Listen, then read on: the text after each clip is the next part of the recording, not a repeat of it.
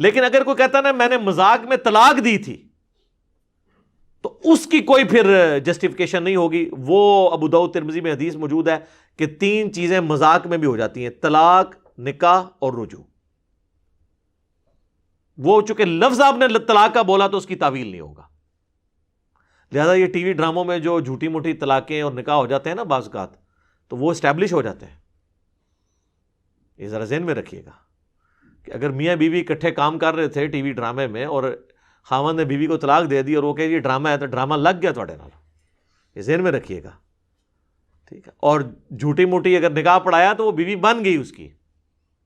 جی یہ شرعی مسئلہ ہے، تو میں حدیث بیان کر رہا ہوں.